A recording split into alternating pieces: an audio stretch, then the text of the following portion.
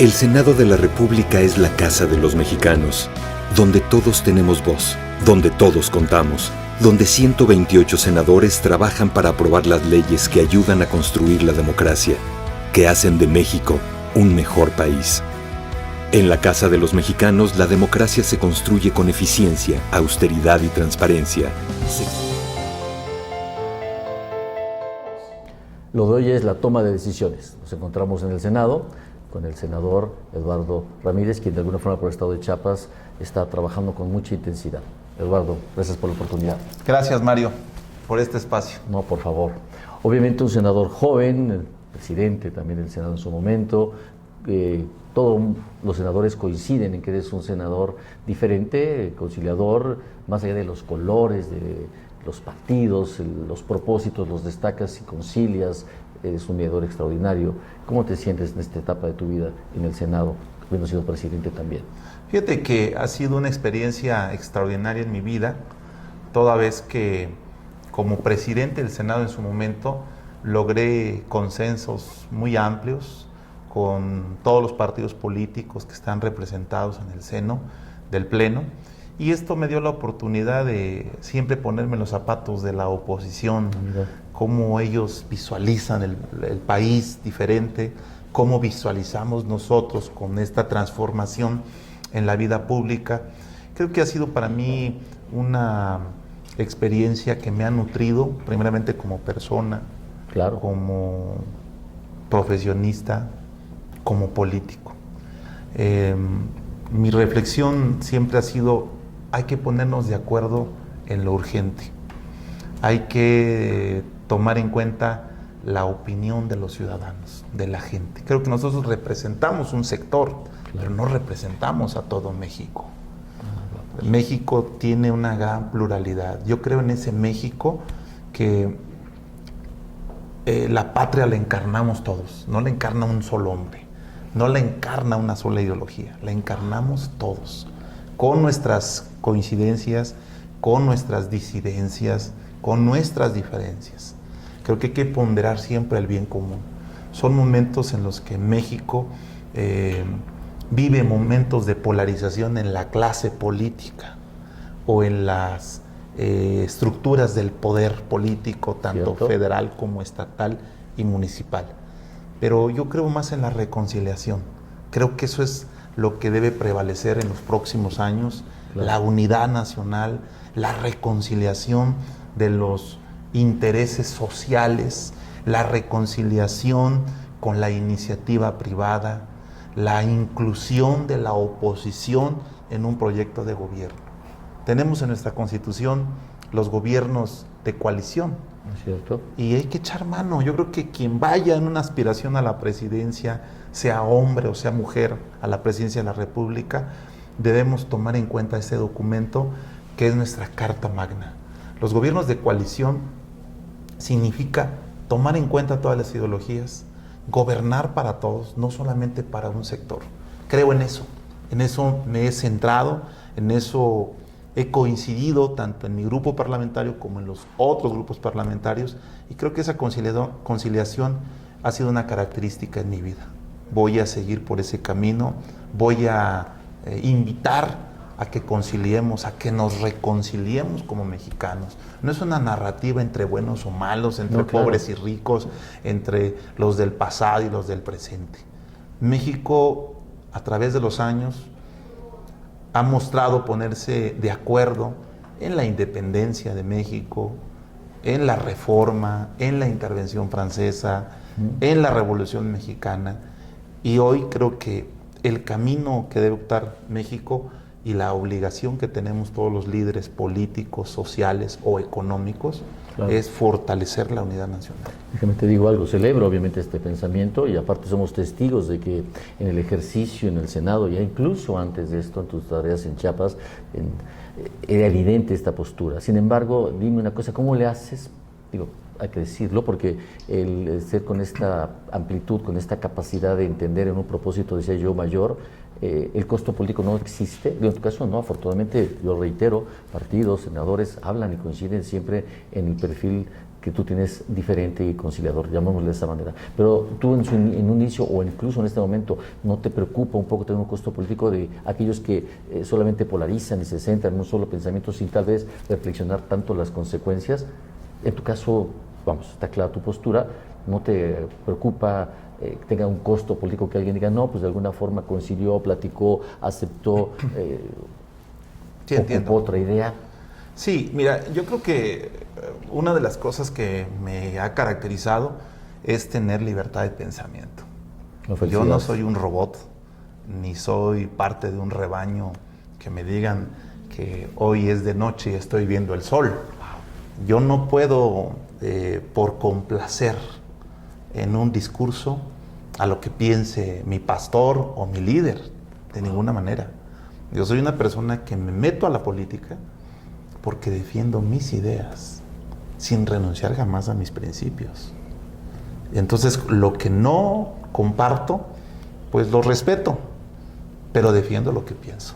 Y yo defiendo en estos momentos que es urgente en un proyecto a futuro y empezar desde ahorita a construir una reconciliación nacional. No me gusta la manera en que debemos definirnos entre quienes acompañan un proyecto. Yo estoy dentro de Morena, claro, pero eso no quiere decir que todo lo que estemos haciendo es políticamente correcto. Entiendo, podemos equivocarnos, podemos no coincidir, y parte de esta forma de ser, pues voy a seguir en esta temática. Lo he demostrado en el pasado, cuando no estuve de acuerdo con la mal llamada reforma educativa, es cierto, salí a denunciarlo. Y no por congraciarme con el presidente en ese momento o con los secretarios de gobernación o de educación, yo asumí una postura de disciplina. Defendí lo que pensé. Y eso me ha dado la oportunidad de construirme un liderazgo a base de esfuerzo, pero a partir de una definición de congruencia con la gente. O sea, si hay algo que no esté yo viendo correcto, pues no me voy a asumir solamente porque soy parte de un partido político. Nunca he sido así y espero nunca conducirme en esa forma. Siempre, claro. Excelente. De alguna forma también, digo esto porque para el caso de Morelos, que es un tema importante para nosotros por obvias razones, la misma senadora Mesa, Ángel García Yáñez, quien de alguna forma sustituye a Radamés también, el senador, coinciden que has sido tú alguien que les ha permitido ahora sumarse a los esfuerzos, a tu preocupación. Eres un hombre sensible a los temas sociales, el tema de las indígenas, que de alguna manera, bueno, indígenas en general, las mujeres en lo particular, que lamentablemente por no tener cómo comunicarse, pierden patrimonio, pierden familia, pierden todo, y de alguna forma tú, en tu caso, me quiero destacarlo, el senador Eduardo Ramírez, siempre angustiado y preocupado y actuando, estás muy atento en este tema. Fíjate que uno de los temas que me conmovió sentimentalmente fue cuando observé las noticias, primeramente en Guerrero, de cómo vendían a las mujeres sin el consentimiento. Ah, sí, qué horror. Y lo peor aún, de 12 años. Sí, no, qué vergüenza. O sea, son unas infantes. Y regresó esta niña tocándole la puerta a sus papás. Y los papás que hayan tomado una actitud de cerrar la puerta y ya te vendimos. Sí, o sea, no podemos estar ausentes. Definitivamente no podemos dejar a esos seres humanos en un estado de indefensión. Es indigno, es problemático, es inhumano, y yo creo que hay que poner atención en eso. Que son usos y costumbres, sí, pero los usos y costumbres no pueden volverse abusos en la costumbre. Por favor. Y esto creo que me motivó a hacer un parlamento de mujeres indígenas, porque fíjate, Mario, yo viví en carne propia cómo ofendieron a una mujer por el simple hecho de haber ganado una elección municipal. Los hombres se sentían indignados, se sentían ofendidos porque una mujer las iba a gobernar. Esto fue en Chenaló, Chiapas, en el año del 2015. Yo sufrí un secuestro, resultado como presidente del Congreso. Les decía, ¿cuál es el motivo? No, es que es una mujer. Las mujeres solamente tienen 2 funciones en nuestro municipio y en nuestras comunidades. Les dije, caray, ¿cuáles son? Por favor. ¿Cuáles son? Sí, sí, Y en ese momento me dice, no, pues tener hijos es una función y la segunda es cargar leña. Por favor. Los temas del gobierno son favor. exclusivos para los hombres. Por favor. Y entonces voy generando toda una serie de información que dije, bueno, hay que darle voz a las mujeres indígenas de este país. Llegaron de Nayarit, de Guerrero, del Estado de México, Chiapas, desde luego, Oaxaca, de bastantes partes de la República, y ellas expresaron toda su violencia que tienen tanto dentro de en casa, desde los padres de familia, desde el esposo y desde la propia comunidad. Es inadmisible que las mujeres no puedan entrar a las reuniones de los ejidatarios porque es un asunto de hombres. La ley no reconoce a las mujeres. Y luego salieron más expresiones en ese parlamento. No tienen una traductora que tenga sensibilidad para expresar sus denuncias, o simplemente son a veces traductores y que no tienen la misma lengua que ellas hablan en su localidad. Pues si es un varón con este pensamiento, imagínate, ¿no? Exactamente. Entonces aquí nos hablaron también acerca de los ministerios públicos. Te violaron, pero es tu marido, ¿no? Sí, bueno, levántenle el acta. Y así se expresaban muchas cosas, ¿no? Hoy que hubo violación, sí. ¿Quién te violó? Pues fue su papá. ¿Estás segura? Pues bueno, presenta la denuncia, vamos a ver qué pasa. Y así, muchas historias que son desgarradoras, y eso creo que no podemos permitirlo. ¿Qué tanto avanza? Bueno, la sensibilidad del problema, esto es abrumador lo que estamos escuchando. Gracias por tomar esta iniciativa, por comprometerte de esa manera y actuar, pero ¿qué tanto estamos avanzando? ¿Qué tanto hay Hoy ya respuesta? tenemos una agenda legislativa que ha pasado, la de los traductores, la de la violencia. Están pendientes todavía otros asuntos como la legislación agraria, de que puedan ejercer cargos de autoridad en sus comunidades las mujeres, como el cargo de agente municipal, comisariados. Los derechos parcelarios solamente es para hombres. Sí, no, qué cosa. Entonces sí hay que trabajar todo en una gran instrumentación jurídica. Estamos dando un primer paso. Quiero decirte que no es fácil, porque romper esas inercias, hacer comprender a los demás legisladores, pues también no es una tarea fácil. No lo es, porque no está dentro de nuestro concepto de vida. Exactamente. Entonces llevamos una vida en la parte urbana o en la parte semiurbana. Claro. Y pues decimos, pues esos temas son muy aislados. No son aislados. Estamos hablando de una población muy fuerte en México que debemos tomarlos en cuenta.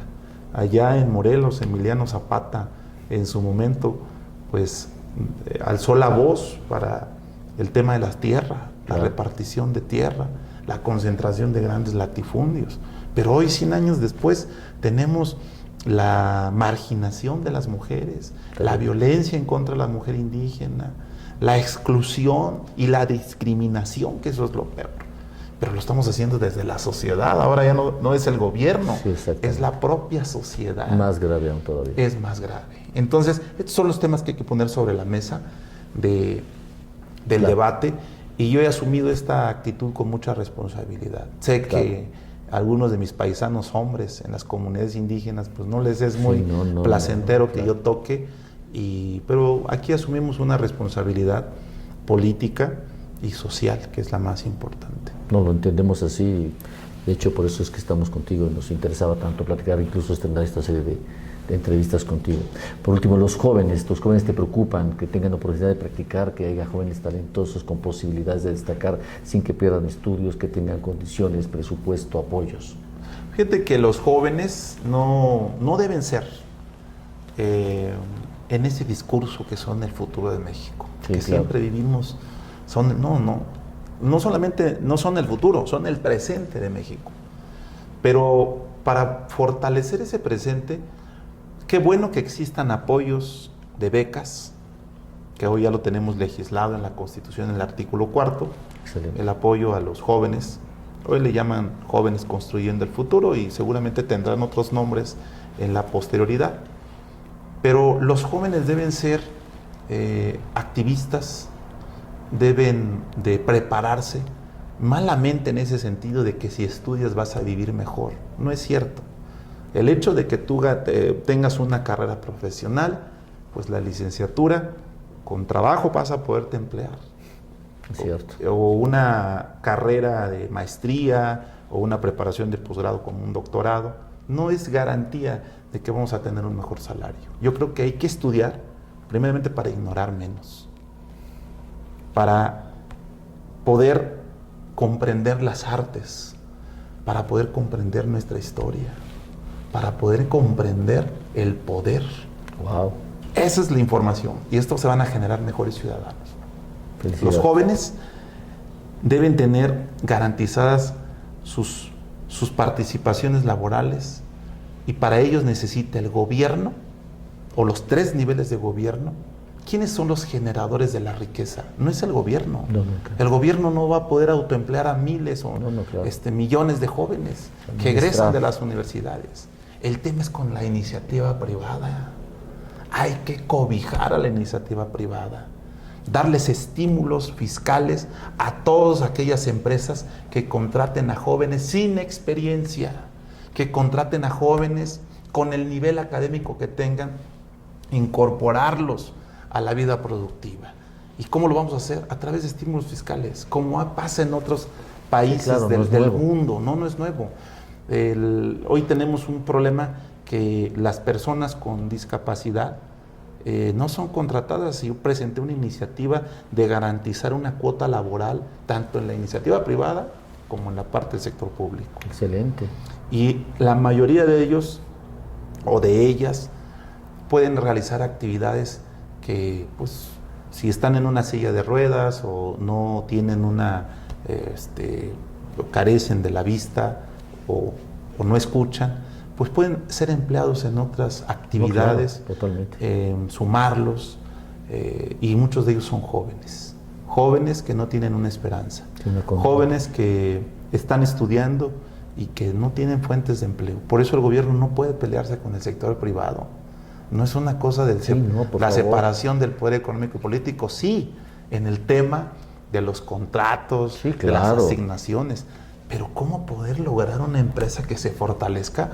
Es a través de las instituciones. Ser un facilitador de la inversión, ser un garante de la inversión, pero sobre todo, ¿cuántos son los jóvenes o las personas que se contratan en nuestro país? La pandemia nos ha dejado números devastadores. Se han perdido los ahorros de las familias, claro, el endeudamiento creció, tenemos un subsidio ahora a las gasolinas, que desde mi punto de vista es correcto, porque esto ha permitido que no se incremente la canasta básica de manera exponencial, inflación, las actividades comerciales. Por eso creo que los jóvenes deben asumir una participación también más política con las decisiones. No es un asunto de los partidos, no es un asunto de los líderes, no es un asunto de los políticos. Los jóvenes deben asumir una actitud de mayor acción en todos los temas, desde la comunidad, desde el barrio, desde el fraccionamiento, desde la escuela, desde el trabajo, la reflexión con los maestros, porque vemos en las aulas que nos enseñan 2 más 2 es 4, pero no nos enseñan el razonamiento. Sí, claro. Lo llegamos a comprender mucho después. No sé si te pasó, Mario, pero cuando a mí me dieron las clases de historia en la escuela, me aprendía fechas. Sí, claro. Pero pasaba ese examen y ya no. Sí, claro. Hoy, que me encanta leer la historia, pues va uno teniendo una referencia más exacta, pero no la comprendemos sino es hasta cuando tenemos una edad, claro, más adulta. Claro. Y yo creo que había que revisar los temas de contenidos educativos, con una perspectiva de género, con una inclusión hacia todos los sectores. Claro. Y yo creo que esto puede fortalecernos mucho más. Okay. Tantas cosas que hacen falta por hacer en nuestro país, claro, pero creo que son pasos fundamentales. Por último, dime una cosa, ¿México en deuda con Chiapas? Chiapas tiene un encuentro con la Federación. Tiene una convicción y una decisión de ser mexicanos. Ustedes en Morelos nacieron siendo mexicanos. Nosotros los chiapanecos decidimos ser mexicanos. ¡Wow, qué fuerte! Qué fuerte. Es el primer ejercicio de democracia participativa en nuestro país. Te voy a decir por qué. Por favor. Porque se hace una consulta pública al pueblo de Chiapas y acudieron más de 12,000 ciudadanos a votar si nos quedábamos en Guatemala o nos federábamos con México. Ahí nace el principio del federalismo mexicano, porque es a través de una consulta pública. Y el federalismo es la unión. Hoy Chiapas ha sido expresado de que es un estado pobre, que es un estado con problemas, que es un estado con intolerancia religiosa, que es un estado con problemas en la frontera sur, los temas de migración. Pero hay algo importante que decir en Chiapas. Chiapas aporta una gran riqueza natural a México en la generación de energía eléctrica, claro, a través de las presas hidroeléctricas. Impresionante, claro. La parte del pulmón ambiental más importante está en la selva lacandona, que es un pulmón de oxígeno para todo el continente americano. Entonces Chiapas tiene todo para seguir creciendo. Yo no coincido en que sea un estado pobre. No, la pobreza es un tema de actitud. Trabajo hay, las tierras son productivas.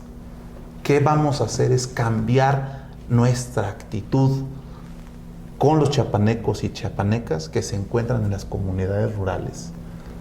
Casi todas tienen servicio de energía eléctrica. Hace años no pasaba eso. Casi todas las cabeceras municipales, una que otra, no están conectadas con el desarrollo de la infraestructura carretera. Tenemos todo porque producimos café, producimos plátano, producimos cacao. Somos el primer lugar en el sureste en ganadería. ¿En serio? Entonces tenemos una actividad productiva que garantizamos la soberanía alimentaria de nuestro país desde Chiapas. Entonces lo que quiere decir es que Chiapas debe entrar en un proceso de reconciliación en todos los aspectos, en el tema religioso, en el tema de los límites territoriales, también, en el tema político, wow, sumarnos con una sola bandera que sea Chiapas. Yo creo que México nos ha tratado muy bien, pero hace falta también la parte de nosotros de asumir con responsabilidad que no todo lo va a hacer el gobierno. Depende de nosotros mismos. Hacer un autoanálisis de reflexión, porque tenemos todo para hacer hasta una república. Todo. Hoy por hoy Chiapas debe fortalecerse en el trabajo y sobre todo en un cambio de actitud. Pensar positivamente que sí podemos. Excelente. Lo de hoy es la toma de decisiones. Gracias, Eduardo, por dar una excelente plática. Me parece que nos enriquece a Morelos, a México, a Chiapas, obviamente. Nos vemos en la próxima entrevista, Eduardo. Un placer. Gracias, Mario. Gracias. Bienvenido.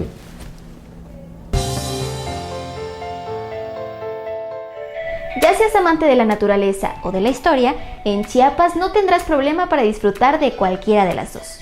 Gracias a la fusión de impresionantes edificaciones mayas con vastos paisajes de selvas casi vírgenes. Así que sin más, acompáñanos a explorar los lugares turísticos más encantadores del territorio chiapaneco. Tuxtla Gutiérrez.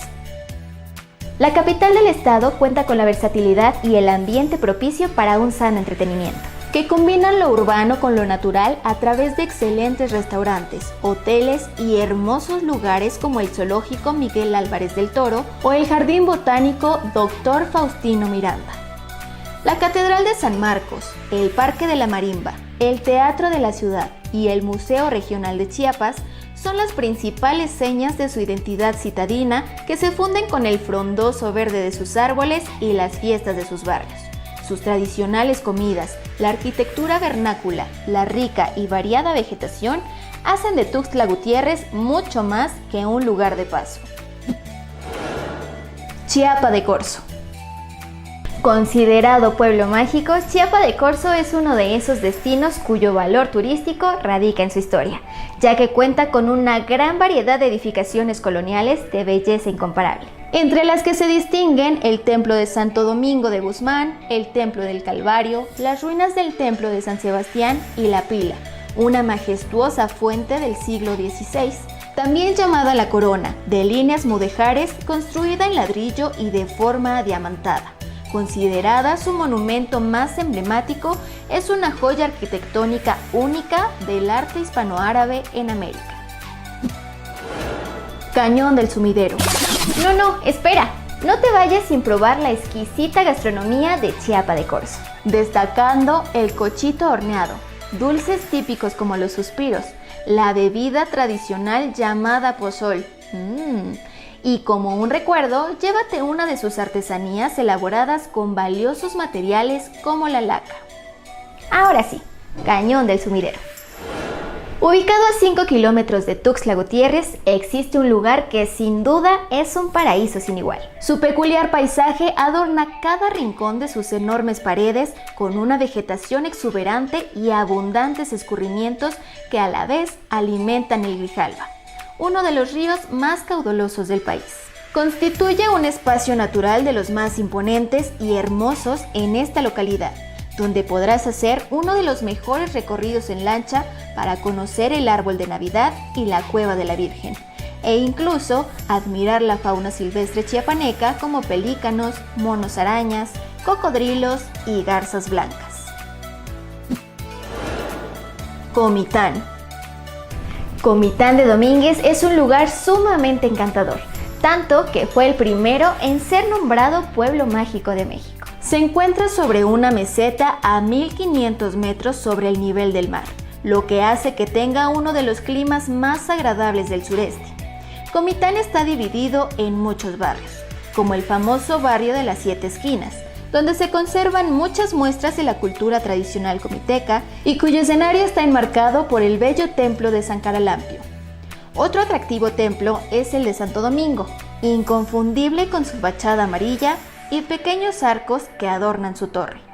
Ya que hayas terminado de admirar las edificaciones del pueblo, tienes que darte una vuelta por la zona arqueológica que alberga la Acrópolis, un lugar con varios levantamientos prehispánicos, plataformas y hasta juegos de pelota. Palenque.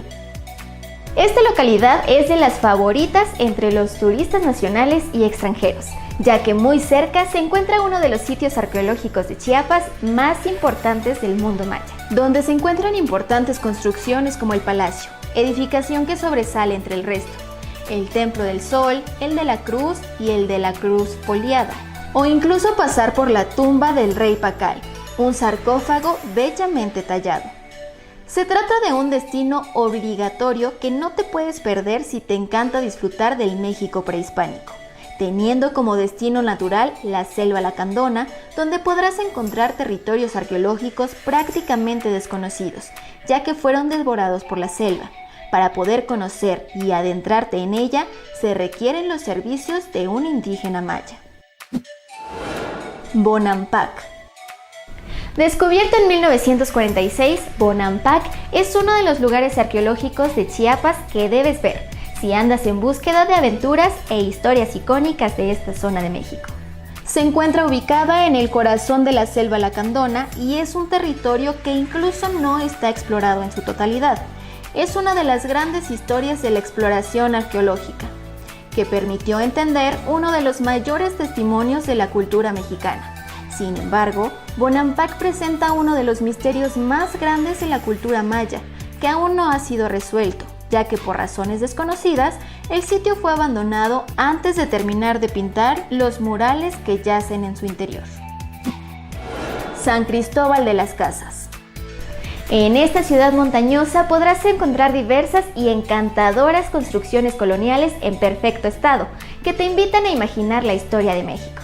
Algunos ejemplos son la Catedral Amarilla de San Cristóbal, que data de varios siglos atrás y se encuentra en el Parque Central, o el Museo Los Altos, ubicado en el antiguo convento barroco de Santo Domingo de Guzmán, que organiza exposiciones de la historia regional y la industria textil.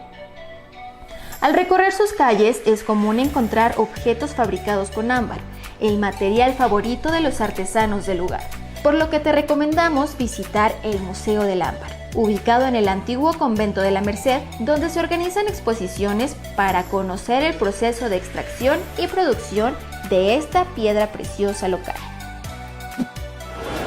cascadas de agua azul. La cascada de agua azul posee un azul añil en sus riachuelos, un verde vegetación, brisa constante y un sonido acuático inagotable que lo hace uno de los grandes lugares para visitar en Chiapas. En este hermoso destino natural, ubicado cerca de San Cristóbal de las Casas, se puede admirar el arroyo de la cascada descendiendo con su lecho calizo en escalones, formando una serie de impresionantes cortinas de agua que crean albercas naturales.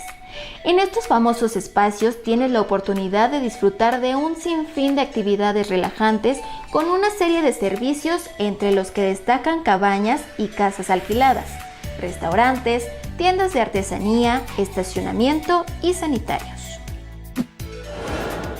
Misol Hat.